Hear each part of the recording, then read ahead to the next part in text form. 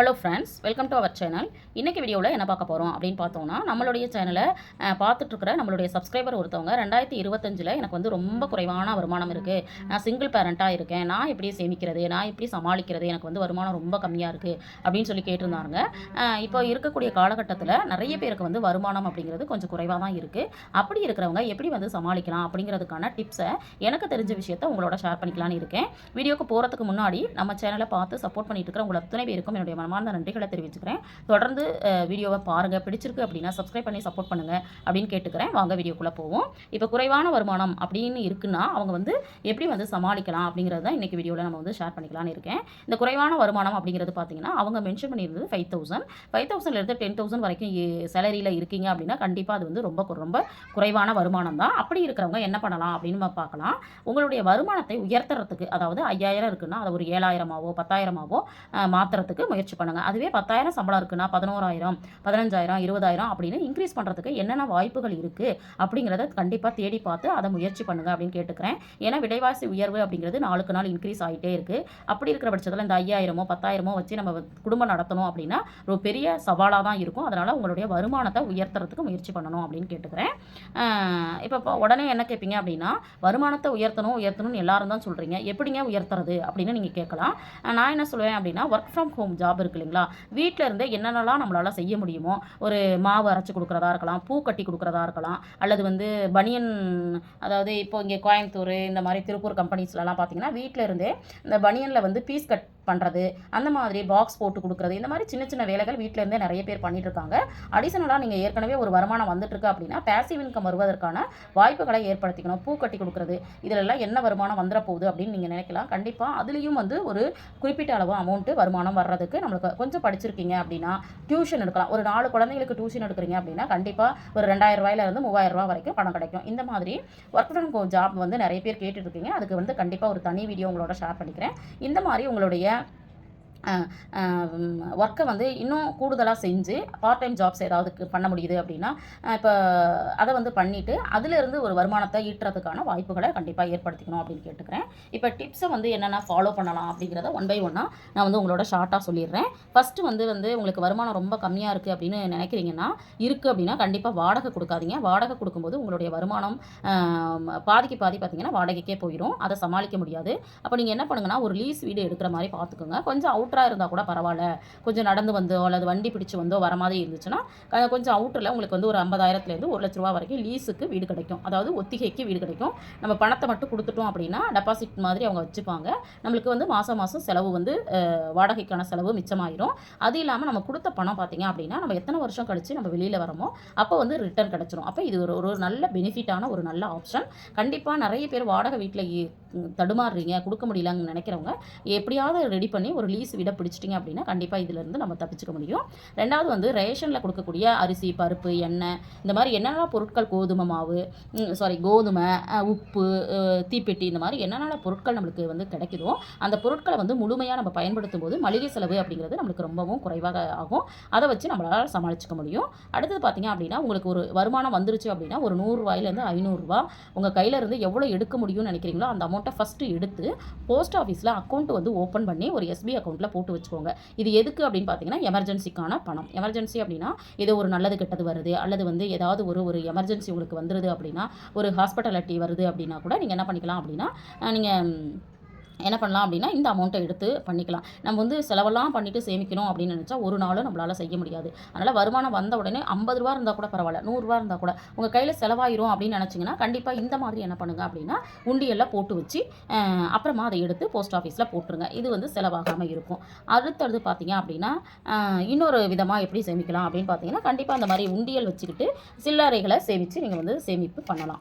அடுத்தது பார்த்தீங்கன்னா ட்ரெஸ்ஸு. ஏன்னா இப்போ இருக்கிற காலகட்டத்தில் நம்ம வந்து துணி ஆள் பாதி ஆடை பாதி அப்படிங்கிற விஷயம் வந்து நம்மளுக்கு தெரியும். அப்போ வந்து ட்ரெஸ்ஸுக்காக நம்ம வந்து கூடுதலாக செலவு பண்ணுற மாதிரி இருக்குது அப்படின்னு வந்து நம்மளுக்கு வந்து என்ன பண்ணுறாங்க அப்படின்னா நம்மளை வந்து தூண்டிக்கிட்டே இருக்காங்க. ஏதாவது இப்போ வந்து நம்ம பார்த்திங்கன்னா மொபைலை வச்சு ஸ்க்ரோல் பண்ணிகிட்டே இருப்போம்.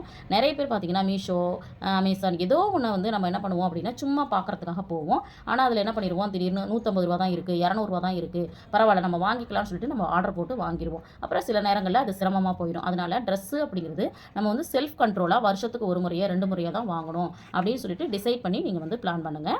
அடுத்தது பார்த்தீங்க அப்படின்னா சமையல் அப்படிங்கிறது நம்ம வந்து 99% வரைக்கும் வீட்டிலேயே சமைக்கணும். ஏன்னா கடையில் நம்ம வந்து குழந்தைங்களுக்கு வாங்கி கொடுத்து பழக்கிட்டோம் அப்படின்னா, ஏன் இதை ஷேர் பண்ணுறேன்னா, நிறைய சிங்கிள் பேரண்ட்டாக இருக்கிறவங்க வேலைக்கு போயிட்டு வந்துட்டு என்னால் சமைக்க முடியல, என்னால் எதுவும் செய்ய முடியல அப்படிங்கிறதுக்காக கடையில் வாங்கி கொடுத்து பழக்கிடுறாங்க. அப்புறம் குழந்தைங்க என்ன பண்ணுது அப்படின்னா, வீட்டில் செய்கிறது பிடிக்கல, எனக்கு இட்லி வாங்கி கொடுத்துருங்க, பூரி வாங்கி கொடுத்துருங்க, சப்பாத்தி வாங்கி இந்த மாதிரி ஏதோ ஒன்று நூடுல்ஸ் வாங்கி கொடுங்க.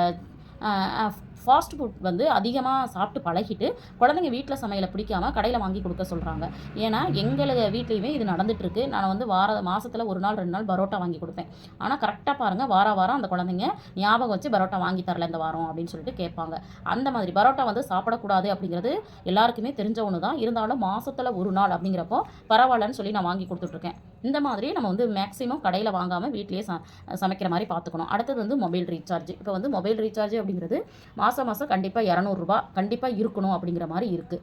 ₹200 இல்லை அப்படின்னா நம்மளால் ரீசார்ஜ் பண்ண முடியாது, ஃபோன் பேச முடியாது. ஆனால் நான் என்ன சொல்கிறேன்னா, குறைவாக 3 மாதத்துக்கு ஒரு தடவை போடுறது, 6 மாதத்துக்கு ஒரு தடவை போடுறது, இந்த மாதிரி ஆஃபர் ஏதாவது கிடைக்குது அப்படின்னா அதை பயன்படுத்திக்கிறது நம்மளுக்கு வந்து பெட்டராக இருக்கும் அப்படின்னு நினைக்கிறேன். அடுத்தது இபி பார்த்தீங்கன்னா எல்லார் வீடுகள்லையும் 100 யூனிட் வரைக்கும் நம்மளுக்கு தமிழ்நாடு கவர்மெண்ட் வந்து ஃப்ரீ கொடுக்குறாங்க. அப்போ அந்த ஃப்ரீக்குள்ளேயே நம்ம வந்து இருக்கிற மாதிரி நம்ம பார்த்துக்கணும். அப்போ வந்து இபி யூசேஜை நம்ம வந்து கொஞ்சம் கண்ட்ரோலாக வச்சுக்கிட்டோம் அப்படின்னா நம்மளுக்கு வந்து இபி பில் அப்படிங்கிறது தனியாக வராது. அதாவது 100 யூனிட்குள்ளேயே இருந்துச்சு அப்படின்னா நம்மளுக்கு வந்து இபி பில் வந்து 0வாக இருக்கும். அப்போ அதற்கான பணம் நம்ம ஒதுக்க வேண்டியதில்லை. இதையும் வந்து கொஞ்சம் நம்ம கான்சன்ட்ரேஷன் கொடுக்கணும். இது வந்து நம்ம 1 நாள் 2 நாள் பிளான் பண்ணோம் அப்படின்னா கண்டிப்பாக நடக்காது. இதுக்கு வந்து நிறைய, அதாவது இபி பில்லை குறைக்கணும் அப்படின்னாவே நிறைய டிப்ஸை வந்து நம்ம ஃபாலோ பண்ணணும். அப்போ தான் குறைக்க முடியும். அந்த மாதிரி டிப்ஸ் உங்களுக்கு நான் என்னெல்லாம் செய்கிறேன் அப்படிங்கிறத தெரிஞ்சுக்கணும்னு நினச்சிங்கன்னா கமெண்ட் பண்ணுங்கள். இபி பில்லை குறைக்க நான் என்னென்ன டிப்பை வந்து ஃபாலோ பண்ணுறேங்கிறத தனியாக ஒரு வீடியோ ஷேர் பண்ணுறேன். அடுத்தது வந்து மளிகை அப்படிங்கிறது நம்ம ஏற்கனவே சொன்ன மாதிரி ரேஷன் பொருட்களை முழுமையாக நம்ம பயன்படுத்தும் பொழுது மளிகை வந்து கம்மியாக தான் ஆகும். அப்படி இருக்கிறப்ப அந்த புளி, மிளகா, ஜீரகம், செட்டு ஜாமான், இப்போ நான்லாம் பார்த்தீங்க அப்படின்னா 6 மாதத்துக்கு ஒரு தடவை, அந்த புளியெல்லாம் பார்த்தீங்கன்னா வருடத்திற்கு ஒரு முறை, மிளகாயெல்லாம் பார்த்தீங்கன்னா 3 மாதத்துக்கு ஒரு தடவை, இப்படி ஹோல்சேலாக நான் மொத்தமாக வாங்கி வச்சுப்பேன். என்னுடைய மளிகை ஜாமான் வீடியோவை பார்க்குறவங்களுக்கு தெரிஞ்சிருக்கும். பாதி ஜாமான் தான் வாங்குவேன், பாதி ஜாமான் வாங்க மாட்டேன். ஏன்னு பார்த்தீங்கன்னா எனக்கு வந்து பல்காக ஆல்ரெடி வாங்கினது இருக்கும். அந்த மாதிரி நீங்கள் வந்து மளிகை ஜாமான்லாம் பல்காக அப்பப்போ கையில் பணம் இருக்கும்போது மொத்தமாக வாங்கி வச்சுக்கிட்டீங்க அப்படின்னா பணம் வந்து கொஞ்சம் மிச்சமாகும். அடுத்தது காய்கறிகள் அப்படிங்கிறது காய்கறிகள் மட்டும்தான் வச்சு சமைப்பேன் அப்படின்னு கிடையாது. காய்கறிகள் இல்லாமல் வெறும் பருப்பு மட்டும் சமைக்கிறது, பாசி பருப்பு மட்டும் வச்சு சமைக்கிறது, அப்புறம் வந்து பார்த்தீங்க அப்படின்னா காய்கறிகளே இல்லாமல் வெங்காயம் தக்காளியை மட்டும் யூஸ் பண்ணி நிறைய விதமான சமையல் இருக்குது. நானுமே பார்த்தீங்கன்னா பட்ஜெட்குள்ளே காய்கறிகள் வாங்கி எப்படி வந்து மெனு பிளான் பண்ணுறேன் அப்படின்னுமே ஆல்ரெடி வீடியோ ஷேர் பண்ணிட்டு இருந்தேன். இப்போ ரீசெண்டாக என்னால் வந்து தொடர்ந்து வீடியோஸ் வந்து கொடுக்க முடியல. அடுத்தடுத்த வீடியோவில் ட்ரை பண்ணுறேன். என்னுடைய மெனு பிளான் பார்த்திங்கன்னா ரொம்ப சிம்பிளாக தான் இருக்கும். சீப் அண்ட் பெஸ்ட்டாக என்ன காய்கறிகள் கிடைக்குதோ அந்த வாரத்துக்கான காய்கறிகளை வாங்கி அதை வச்சு நான் சமாளிச்சிருவேன். அந்த மாதிரி நாமளுமே பிளான் பண்ணிக்கலாம். அடுத்தது பார்த்திங்க அப்படின்னா குழந்தைங்களுக்கு வெளியில் வாங்கி கொடுக்குறது. இந்த வெளியில் வாங்கி கொடுக்குறதுங்கிறது வந்து ஸ்நாக்ஸாக இருக்கலாம், ஃப்ரூட்ஸாக இருக்கலாம், வேறு ஃபுட்டாக இருக்கலாம். எதுவுமே நம்ம வந்து அதிகமாக வெளியில் வாங்கி கொடுக்காம வீட்டிலையே சின்னதாக நம்மளால் என்ன செய்ய முடியுமோ, இப்போ எங்கள் வீட்டில் பார்த்திங்கன்னா எள்ளு உருண்டை, ரவா லட்டு, அப்புறம் பஜ்ஜி, பக்கோடா, இந்த மாதிரி சின்னதாக நான் வந்து என்ன பண்ணிடுவேன் அப்படின்னா வீட்டிலேயே செஞ்சுருவேன். வாரத்தில் 1 நாள் வாங்கிட்டு இருந்ததை நான் இப்போ என்ன பண்ணியிருக்கிறேன்னா ஸ்நாக்ஸ் வந்து 15 days ஒன்ஸ், மாதத்தில் 1 நாள் மட்டும் வாங்குற மாதிரி பிளான் பண்ணியிருக்கிறேன். இந்த மாதிரி நம்ம பிளான் பண்ணிக்கலாம். அடுத்தது வந்து செய்யவே கூடாத ஒரு விஷயம் என்ன அப்படின்னு பார்த்தீங்கன்னா கடன். நம்ம வந்து வருமானம் கம்மியாக இருக்குது, நான் சமாளித்து தான் ஆகணும் அப்படிங்கிறதுக்காக கடனுக்குள்ளே நம்ம போயிட்டோம் அப்படின்னா ஒரு கடன் அடைக்க இன்னொரு கடன். அதே மாதிரி இஎம்ஐயில் வாங்கிட்டீங்க அப்படின்னா இஎம்ஐ போயிட்டே இருக்கும். அது ஒரு மென்டல் ப்ரெஷராகவே இருந்துகிட்டு இருக்கும். அதனால் இந்த விஷயத்தை மட்டும் நீங்கள் வந்து பண்ணிடாதீங்க. குறைவான வருமானம் இருக்கிறவங்க செய்யக்கூடாத ஒரே ஒரு விஷயம் என்ன அப்படின்னா கண்டிப்பாக கடன் வாங்கக்கூடாது, இஎம்ஐயில் மாட்டிக்காமல் இருக்கணும். அப்போ வருமானத்திற்குள்ளே வாழ பழகணும். இந்த மாதிரியான டிப்ஸை வந்து நீங்களும் ஃபாலோ பண்ண ட்ரை பண்ணுங்கள். கண்டிப்பாக உங்களுடைய வருமானத்தை உயர்த்துறதுக்கும் முயற்சி பண்ணுங்கள். நம்ம லைஃப்பில் வந்து கடன், இஎம்ஐ இதெல்லாம் இல்லாமல் வாழ பழகிட்டோம் அப்படின்னாவே நம்ம வந்து ஓரளவுக்கு சமாளிச்சிட முடியும் அப்படிங்கிற நம்பிக்கை எனக்கு இருக்குது. இந்த வீடியோவில் நான் ஷேர் பண்ண விஷயங்கள் உங்களுக்கு யூஸ்ஃபுல்லாக இருந்திருக்கும் அப்படின்னு நினைக்கிறேன். வீடியோ பிடிச்சிருந்தா லைக் பண்ணுங்கள், ஷேர் பண்ணுங்கள், கமெண்ட் பண்ணுங்கள். மறக்காமல் நம்ம சேனலை சப்ஸ்கிரைப் பண்ணி வச்சுட்டு பாருங்கள். தேங்க்ஸ் ஃபார் வாட்சிங்.